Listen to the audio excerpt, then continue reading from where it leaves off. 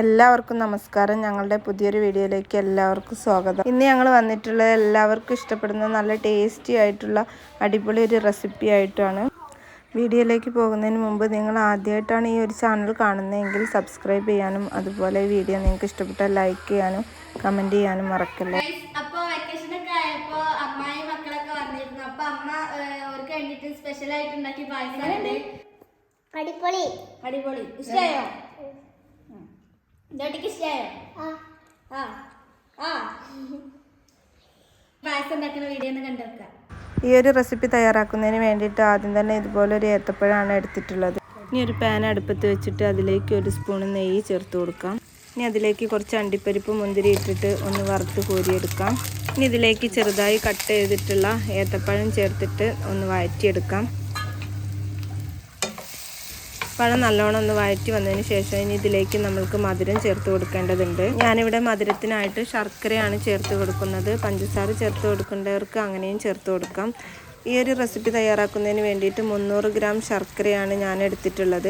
അത് പാനിയാക്കിയതിൽ നിന്നും കുറച്ച് ശർക്കര പാനിയാണ് ഇപ്പോൾ ഞാനിവിടെ ഒഴിച്ച് കൊടുത്തിട്ടുള്ളത്. ഇനി അത് നന്നായിട്ട് ഇളക്കി ചേർത്തതിന് ശേഷം ഈ ഒരു പരിവാകുമ്പോൾ നമുക്ക് ഫ്ലെയിം ഓഫ് ചെയ്ത് കൊടുക്കാം. ഇനി മറ്റൊരു പാത്രം അടുപ്പത്ത് വെച്ചതിന് ശേഷം ബാക്കി വരുന്ന ശർക്കരപ്പാനി നമുക്കിതിലേക്ക് ഒഴിച്ച് കൊടുക്കാം.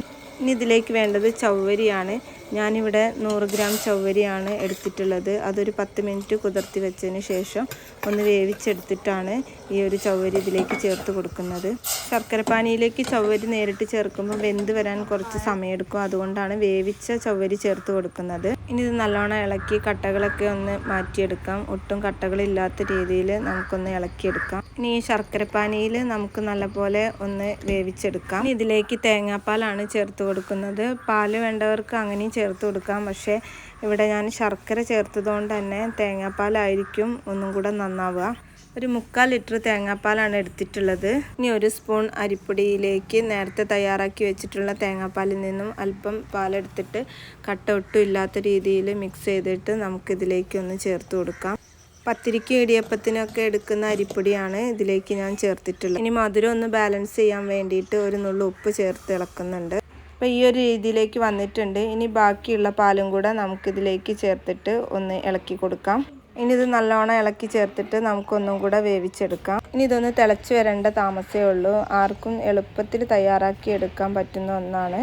പിന്നെ കൂടുതൽ മധുരം വേണ്ടവർക്ക് കുറച്ചുകൂടെ ശർക്കരപ്പാനി വേണേൽ ചേർത്ത് കൊടുക്കാം. പാല് നല്ലപോലെ തിളച്ച് വന്നതിന് ശേഷം ഇനി നമുക്ക് ഒരല്പം ഏലക്കപ്പൊടി ചേർത്ത് കൊടുക്കാം. ഇത് ഞാൻ പഞ്ചസാര ചേർത്ത് പൊടിച്ചെടുത്തിട്ടുള്ളതാണ്. ഇനി നമ്മൾക്ക് ഫ്ലെയിം ഒന്ന് ഓഫ് ചെയ്ത് കൊടുക്കാം. എന്നിട്ടൊന്ന് തണുത്തതിന് ശേഷം നേരത്തെ തയ്യാറാക്കി വെച്ചിട്ടുള്ള പഴം ഇതിലേക്ക് ഒന്ന് ചേർത്ത് ഇളക്കി കൊടുക്കാം. ഇനി വറുത്തെടുത്തിട്ടുള്ള അണ്ടിപ്പരിപ്പും മുന്തിരിയും കൂടെ ഇതിലേക്ക് ചേർത്തൊന്ന് ഇളക്കി കൊടുക്കാം.